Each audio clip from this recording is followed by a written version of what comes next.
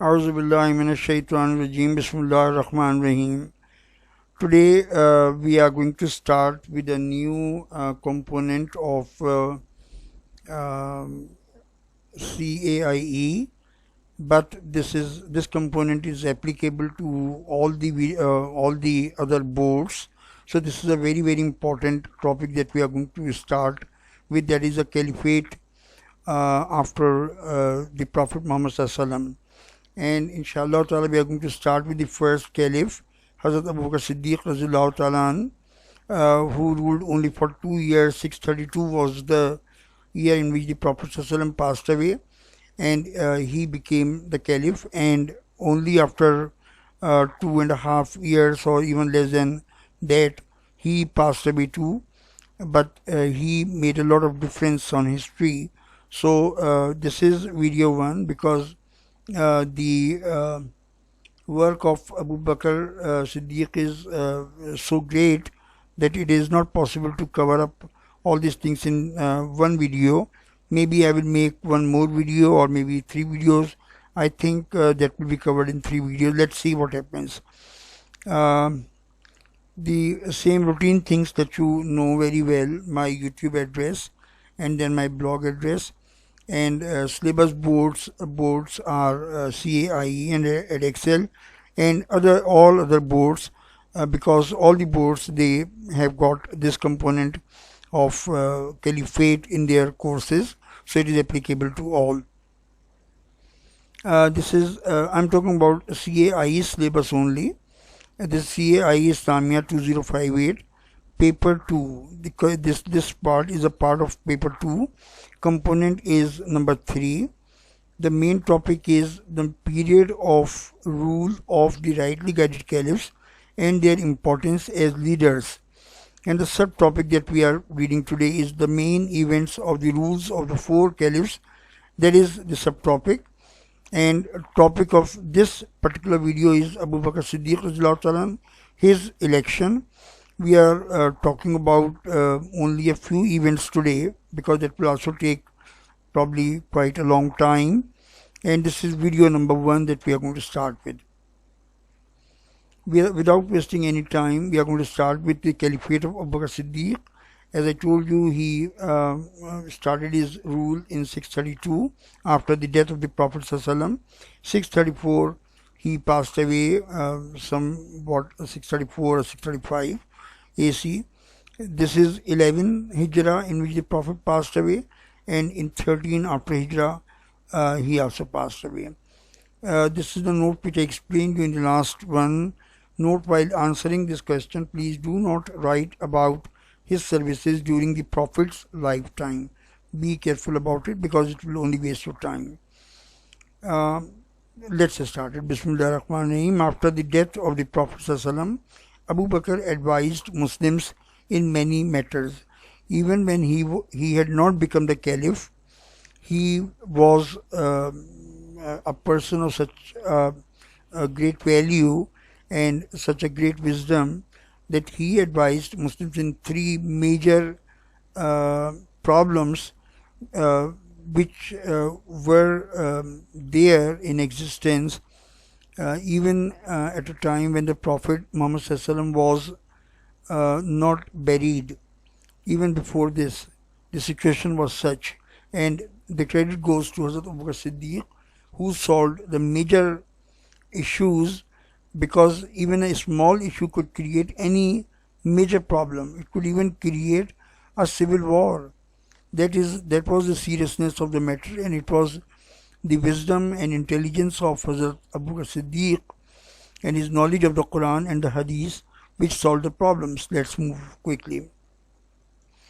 His first important advice was, he made the Muslims believe that the Prophet Muhammad Sallallahu Alaihi Wasallam had passed away when he recited an ayat from Surah Al-Ahzab. Well, the details of this event is this. Though this is not a point to repeat all these things, but anyway, the Prophet ﷺ was quite ill around 14-15 days before his death, and he was going through a bad fever. So the Prophet ﷺ was so ill that he could not move, and that was the time when the Prophet asked Abu Bakr radiallahu ta'ala to lead the prayer, to become the Imam of the prayer, and that was a very, very big and great honor for Abu Bakr Siddiq, and it was kind of an indication that the Prophet wanted Abu Bakr to lead the Muslim Ummah after his death, kind of an indication. So when the Prophet ﷺ passed away, Abu Bakr was out of city, but quite close. His house was, one of the houses was out of Medina in the suburbs, and on that particular morning, the Prophet was feeling much better, and then because he could not go to his house out of the Medina for some days, he asked the permission of the Prophet, and the Prophet said, okay, you can go, I'm feeling much better. And he went there, and during this time, the time of death came to the Prophet ﷺ, and Abu Bakr Siddiq was given this important news immediately by someone, and then he came back immediately. When he came back, he saw the situation that everyone sitting over there was in a complete shock, and he saw it, and everybody was silent, and seemed as if nobody was ready to believe that the Prophet was not in this world anymore. Anyway, he went into the room of the Prophet Muhammad, that was the room of Hazrat Aisha, his daughter, and then he went into the room, and the Prophet's face was covered with a sheet, with a chadar sheet, and he saw the face of the Prophet ﷺ. He kissed his forehead. Obviously, he was so sad. And then he came out of the room, and he saw the people. Hazrat Umar was so sad and in such a shock that he had his sword in front of him and just saying that nobody should say that the Prophet had died. I will kill him. That was the level of shock to the Muslims, and they were really so sad, and they should be. So Umar was not ready to believe Prophet had died.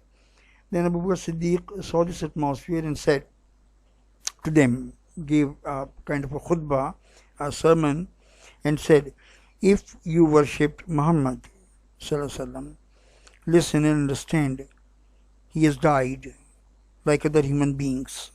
But if you worship Allah, Allah is alive. It is Allah that you worship. So that was one indication that Muhammad ﷺ was a human being. Like other human beings, he had to die. Then he recited an ayat from Surah Al-Ahzab. Surah Al-Ahzab was revealed at the time when the Battle of Uhud took place, and Muhammad ﷺ's life was in severe danger, and he was surrounded by enemies, and the attacks were taking place.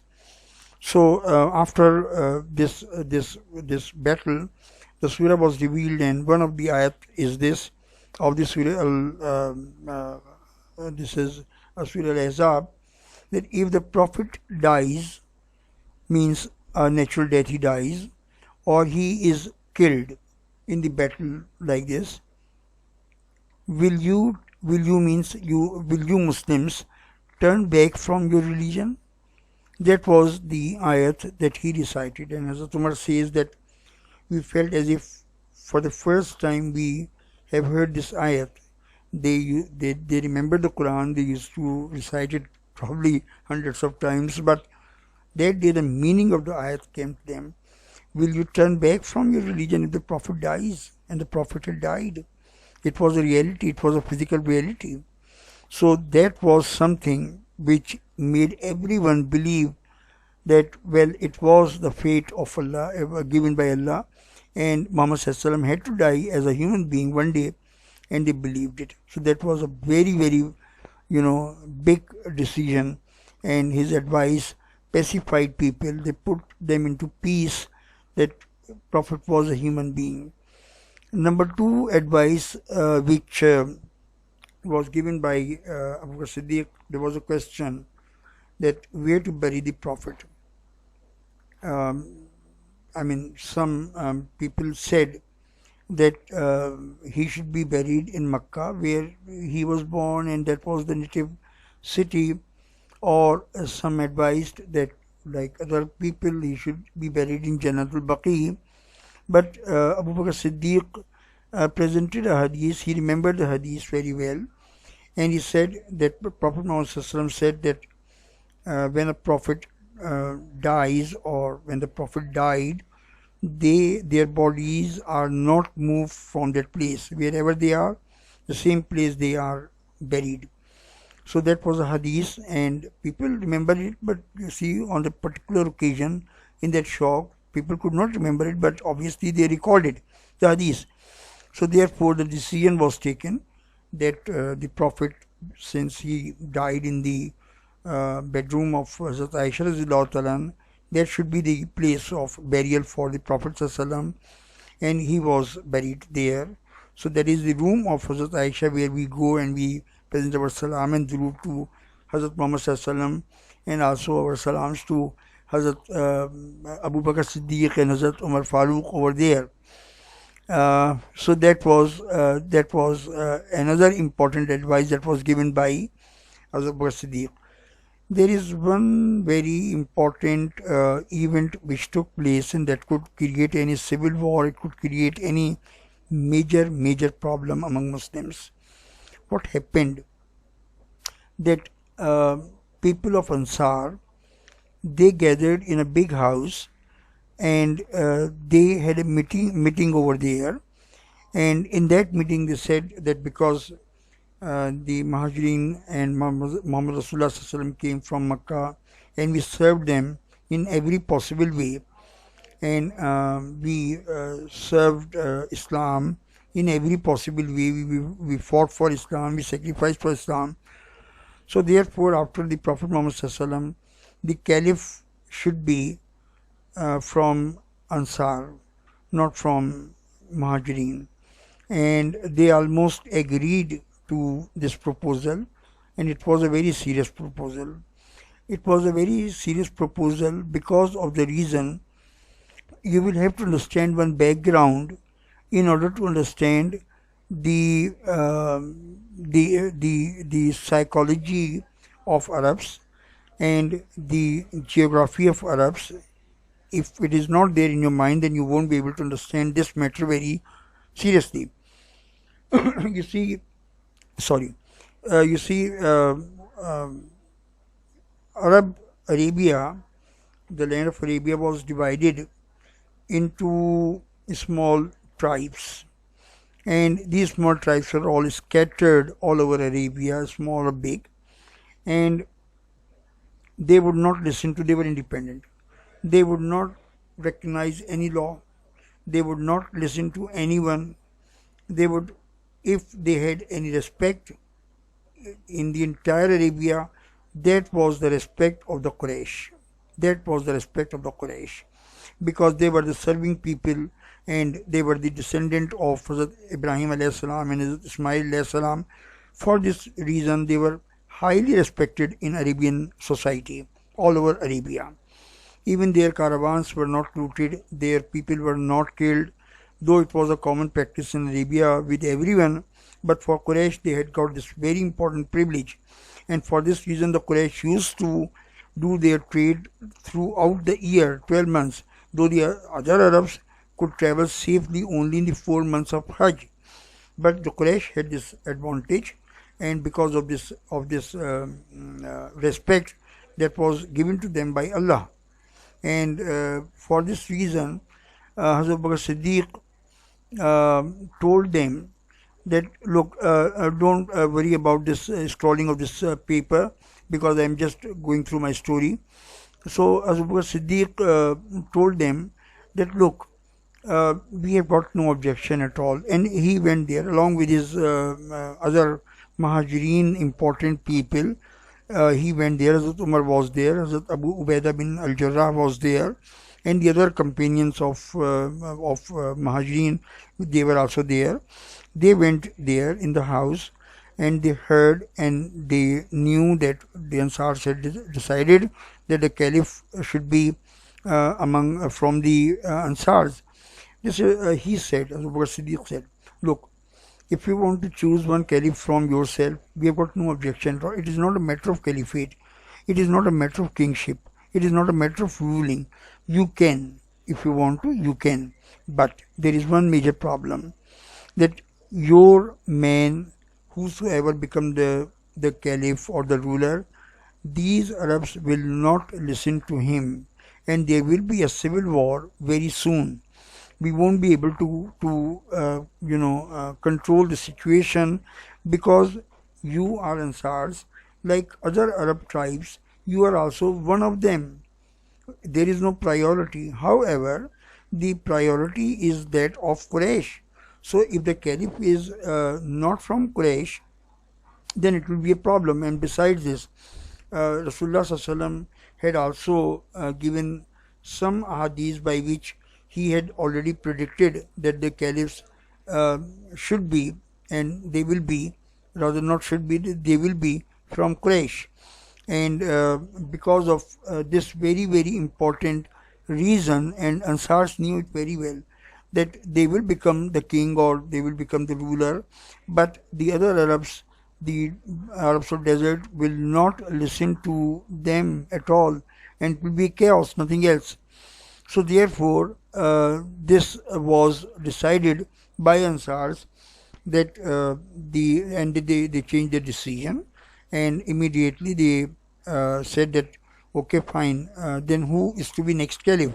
At this moment, Hazrat Umar stood up and said, I give the name of Abu Bakr because he is the rightest person for this very, very important office, and he was with the Prophet, most trusted man. He was with the Prophet in the cave of Saur. He was with the Prophet in the best of Islam's time. So therefore, he gave the name of Abu Bakr Siddiq, and immediately not only Muhajirin but every Ansar, they also recognized this name, and because they knew it very well, the value of Abu Bakr Siddiq, and they immediately elected, this assembly immediately elected Abu Bakr Siddiq as the caliph.